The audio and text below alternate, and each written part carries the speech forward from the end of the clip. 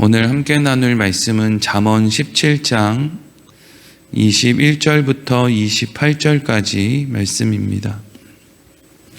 잠언 17장 21절부터 28절까지 말씀을 같이 읽겠습니다. 미련한 자를 낳는 자는 근심을 당하나니 미련한 자의 아비는 낙이 없느니라. 마음의 즐거움은 양약이라도 심령의 근심은 뼈를 마르게 하느니라. 악인은 사람의 품에서 뇌물을 받고 재판을 굽게 하느니라. 지혜는 명철한 자 앞에 있거늘 미련한 자는 눈을 땅 끝에 두느니라. 미련한 아들은 그 아비의 근심이 되고 그 어미의 고통이 되느니라. 의인을 벌하는 것과 귀인을 정직하다고 때리는 것은 선하지 못하니라. 말을 아끼는 자는 지식이 있고 성품이 냉철한 자는 명철하니라. 미련한 자라도 잠잠하면 지혜로운 자로 여겨지고 그의 입술을 닫으면 슬기로운 자로 여겨지느니라. 아멘. 오늘은 지혜는 명철한 자의 앞에 있거늘 이라는 제목으로 말씀을 나누도록 하겠습니다. 잠언 17장으로 들어와서 오늘 이제 마지막 17장 마지막 부분인데 17장은 우리에게 이제 하나님이 이 세상을 이끌어 가시는 것을 믿고 있기 때문에 우리가 먼저 힘써야 되는 것은 하나님과 화목하는 것 그리고 이웃과 화평을 나누는 삶을 사는 것이다 라고 하였습니다. 하나님 사랑과 이웃 사랑의 정신의 핵심은 하나님과 이웃과 더불어 먼저 화목과 화평을 이루는 것이라고 할 수가 있는 것이죠. 세상이 많이 바뀌고 그래서 외국에 있는 사람과 얼굴을 보면서 통화를 하고 옛날에는 배를 타고 몇 달씩 가야 되는 그런 나라들도 비행기 타면 몇 시간 만에 이렇게 날아가고 하는 시대가 됐지만 사람들의 삶의 변화가 없는 것은 사람들에게 있어서 가장 큰 고민거리는 늘 관계의 문제이기 때문입니다. 아무리 세상에 좋은 걸 얻어도 관계가 뭔가 많이도 아니고 하나가 딱 틀어지면 그 사람의 인생은 재미가 하나도 없습니다. 내가 좀 좋은 관계를 맺었으면 좋겠다고 하는 자녀들이라고 할 수도 있고 부모나 형제나 이웃이나 친구나 하여튼 가까이 지내는 사람들과 다 좋게 지내는데 한 사람과만 기분이 딱 틀어져도 사는 게 별로 그렇게 즐겁지 않은 게 그게 여러분 예나 지금이나 인간의 삶의 중심에 있는 관계의 문제들인 것이죠. 그래서 오늘 말씀도 이렇게 이제 화목과 화평을 이루는 것, 우리 삶에 무엇을 우선으로 하며 살아야 되는지에 대해서 이렇게 이어지고 있습니다. 오늘 21절 말씀 같이 읽겠습니다. 시작. 미련한 자를 낳는 자는 근심을 당하나니 미련한 자의 아비는 낙이 없느니라. 아멘. 이 21절 말씀은 사실 그냥 딱 읽으면 그렇지, 미련한 자를 낳는 자가 좋겠어? 미련한 자를 낳는 사람은 근심을 당하겠지. 미련한 자의 아버지는 낙이 없겠지. 그냥 이렇게 하고 이제 넘어가면 별 의미가 없는 말씀이 될 수가 있습니다. 누가 근데 미련한 아들을 낳고 싶은 사람이 어디 있겠습니까? 다 지혜로운 사람을 낳고 싶죠. 근데 자식을 미련한 자로 낳는 재주가 있거나 지혜로운 자로 낳는 재주는 사실 없습니다. 태어날 때부터 그런 사람들은 없거든요.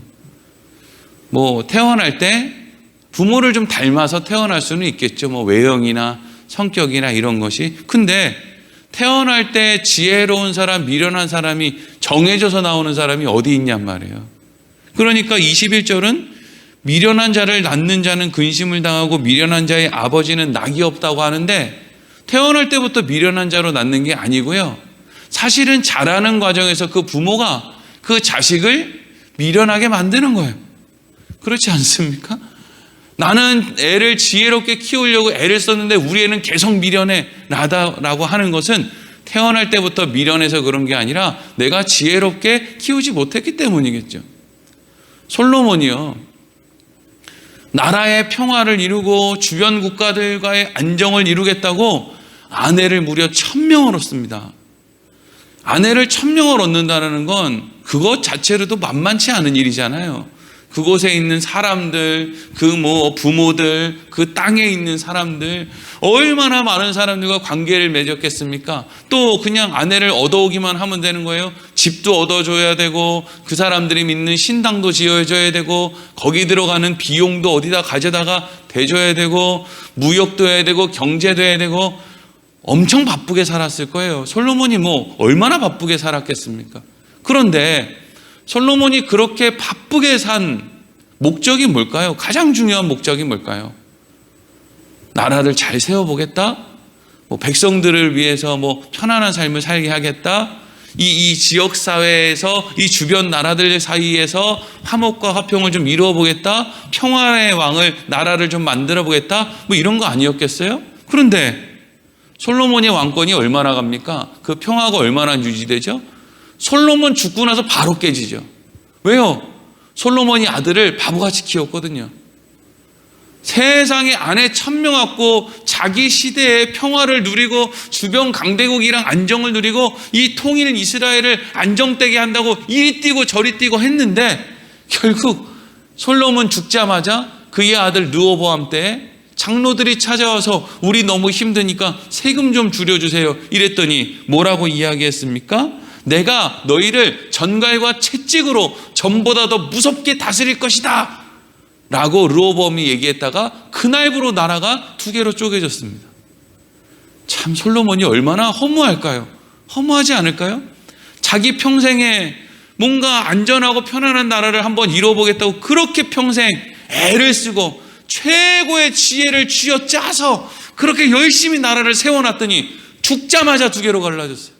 그것도 자기의 계통을 이은 자기 아들을 중심으로는 에게 2지파, 자기와 자기 자녀를 반대하는 지파는 10개의 지파, 훨씬 더 넓은 땅, 훨씬 더 많은 사람들이 난 너를 동의할 수 없어, 난 너랑 함께하지 않아 라고 이야기를 하면서 떠났다는 거죠.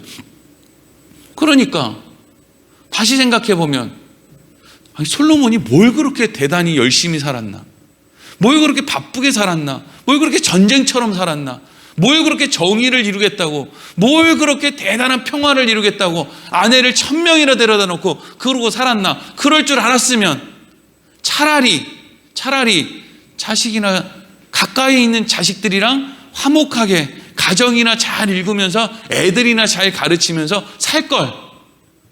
돈 많이 벌면 대단한 줄 알고 높은 자리에 올라가면 대단한 줄 알았는데, 아이고 애는 그냥 맨날 밖에 나가서 돌아다니고 그냥 오렌지족 폭주족 한다고 또 뛰어다니고 무슨 이가 이상한 거 한다고 돌아다니고 무슨 의미가 있냔 말이에요. 부모가 대단한 걸 이루어봐야, 솔로몬같이 대단한 걸 이루어봐야 무슨 의미가 있습니까? 부모 죽으면 다 끝나는 걸. 아마 솔로몬이 자기 평생에 그렇게 열심히 한 것을 자기 아들이 왕이 되자마자 그렇게 그냥 나라가 2개로 쪼개질 걸 알았으면 아내 1000명 안 얻었을 거예요. 그렇게 바쁘게 이리저리 뛰어다니면서 살면서 자기가 가지고 있는 지혜로 뭔가를 만들어 보겠다고, 나라의 평화를 이루어 보겠다고, 그렇게 솔로몬이 이루겠다고 이리 뛰고 저리 뛰었던 그 평화가 몇 년이나 갑니까? 몇 년 가지도 않아요. 솔로몬 때도 시시하고 있었던 거지, 사실 그때도 평화가 유지됐던 것도 아닌 거예요. 뭐 한다고 그렇게 열심히 살았나? 이럴 줄 알았으면 가정이나 잘 꾸리는 건데, 자녀들이랑 지혜롭게 사는 건데, 미련한 자의 아비는 낙이 없느니라. 자기가 미련하게 키워놓고 어떡합니까? 사는 게 바쁘고 돈 번다고 미련하게 키웠는데 자식들 어떻게 크는지도 모르고 그냥 정신없이 살아왔는데 어쩌겠습니까? 그래서 22절 말씀이 이렇게 이어집니다. 읽겠습니다. 시작.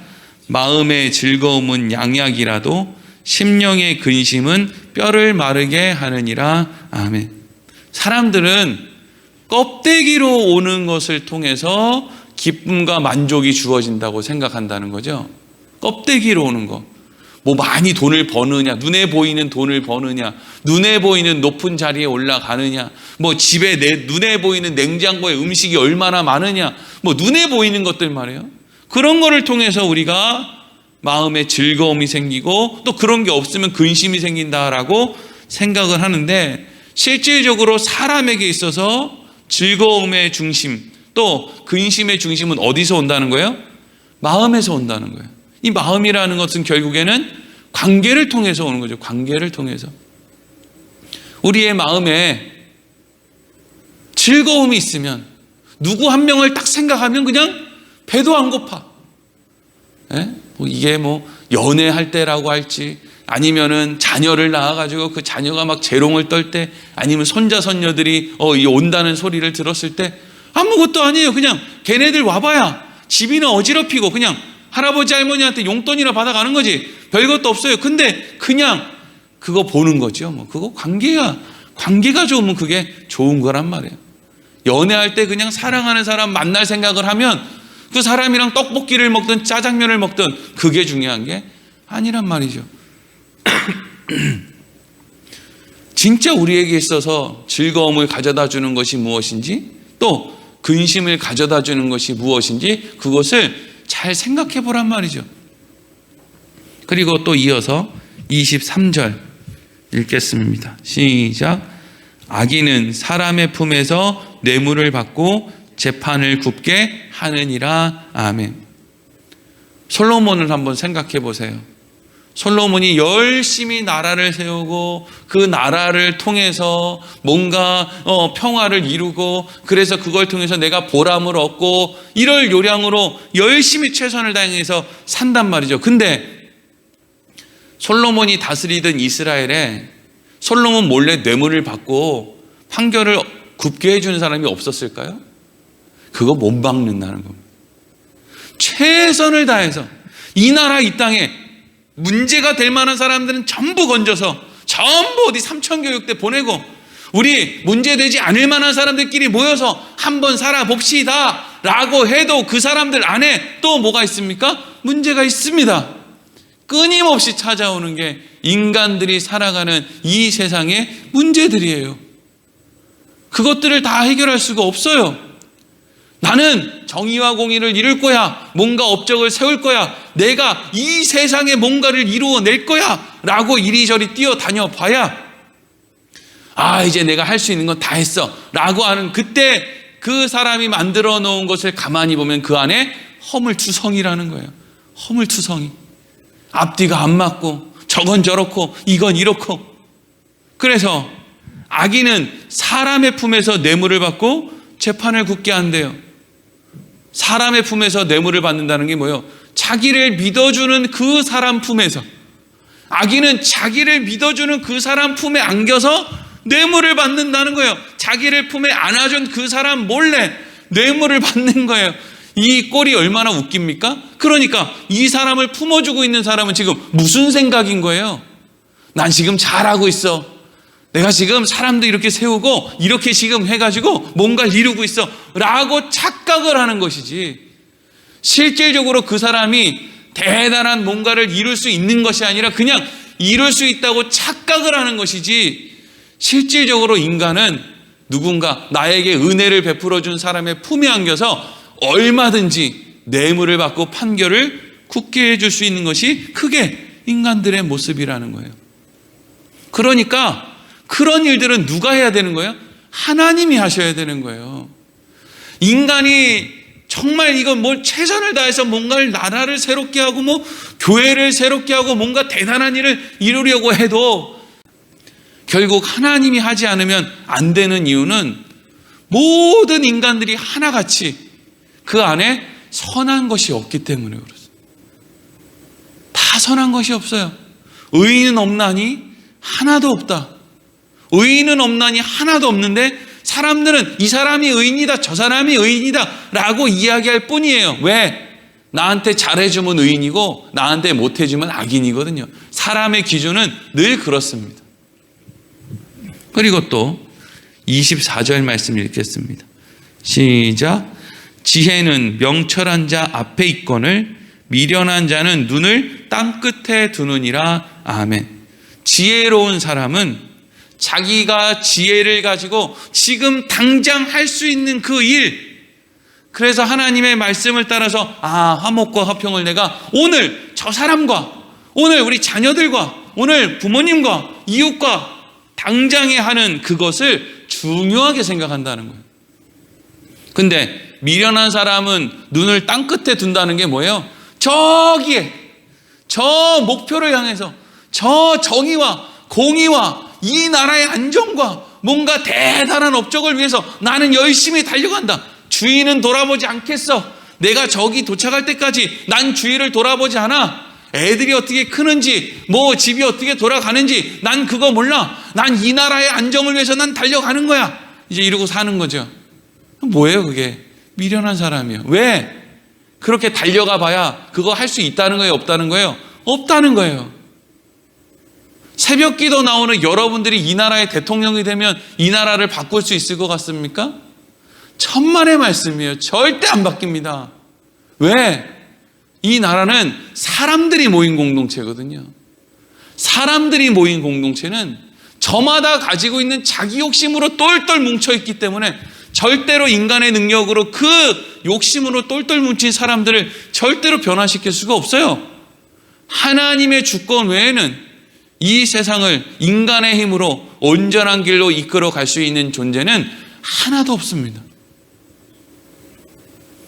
그리고 마지막으로 25절부터 28절까지 같이 읽겠습니다. 시작. 미련한 아들은 그 아비의 근심이 되고 그 어미의 고통이 되느니라. 의인을 벌하는 것이 귀인을 정직하다고 때리는 것은 선하지 못하니라. 말을 아끼는 자는 지식이 있고 성품이 냉철한 자는 명철하니라. 미련한 자라도 잠잠하면 지혜로운 자로 여겨지고 그의 입술을 닫으면 슬기로운 자로 여겨지느니라. 아멘. 25절부터 28절까지 말씀을 한 번에 읽은 것은 이미 이 17장 안에 다 언급되었던 내용이기 때문에 그렇습니다. 25절부터 28절까지 내용을 정리하면 우리가 이 땅을 살아갈 때 무엇을 중요하게 생각하고 무엇을 실천하며 살아야 하는지, 내가 얼마나 어리석고 연약한 존재인지를 인정하고 사는지, 이게 중요하다라는 거예요.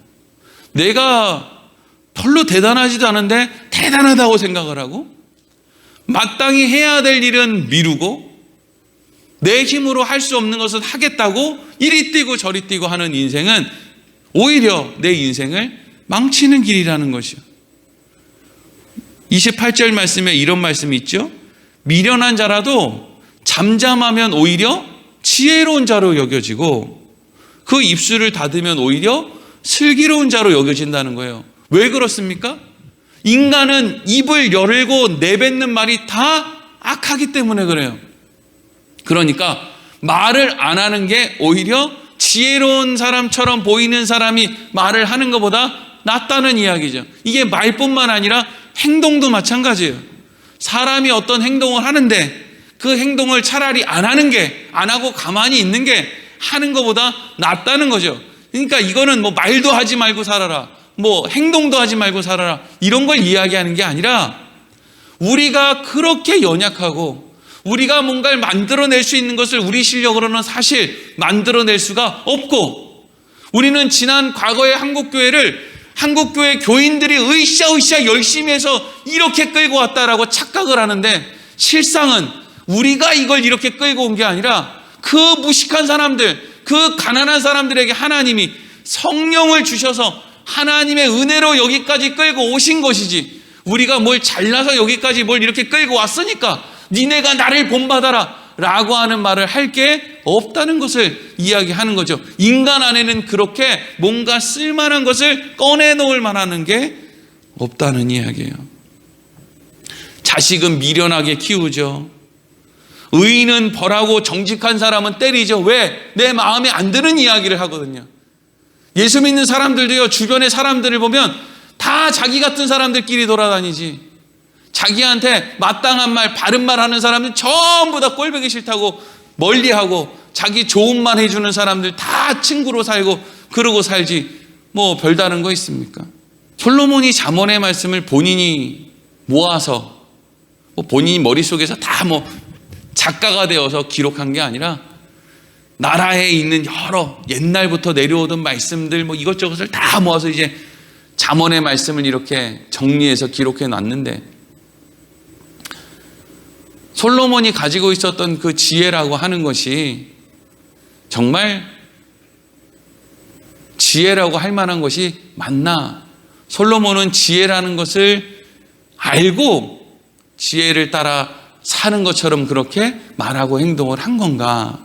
가만히 돌아보면은요, 자식 하나도 쟤를 키우지를 못했어요. 그게 솔로몬이에요. 그러니까 솔로몬 별거 없네 이게 아니고요. 그래서 우리에게는 아니 솔로몬도 그렇게 지혜로운데 지 자식도 하나 제대로 못 키웠는데 하물며 우리는 솔로몬같이 지혜롭지도 않은데 그럼 우리는 도대체 뭘 할 수 있다는 겁니까? 그렇기 때문에 잠언을 통해서 우리가 얻어야 되는 게 뭐예요? 우리는 하나님의 은혜를 날마다 구하며 하나님과 늘 함께하며 하나님 앞에 겸손하며 하나님의 인도하심을 믿으며 우리는 늘 하나님 앞에서 화평을 이루고 화목을 이루고, 하나님 아버지, 저는 어린아이와 같고 미련한 자와 같아서 세상의 일이 어떻게 돼야 되고 인류의 역사가 어떻게 돼야 되는지는 나는 모르겠으나 내가 오늘 만나는 사람들과는 어쨌든 화목과 화평을 이루며 살겠습니다. 겸손하게. 여러분, 이게 스스로 지혜롭지 못하고 스스로 미련하다고 생각하는, 솔로몬도 자식 하나도 제대로 못 건사했는데 내가 뭘 대단한 걸 할 수 있겠는가 라고 하는 사람들의 마음에 마땅히 있어야 되는 마음이란 말이죠. 오늘 하루를 살아갈 때에도 하나님, 저는 어린아이와 같아서 하나님께 다 맡기고 그저 만나는 사람들과 함께 화목과 화평을 이루며 살게 해 주시옵소서. 겸손한 마음으로 살게 해 주시옵소서. 우리 그런 마음으로 살아가는 하루 되기를 소망합니다. 기도하겠습니다.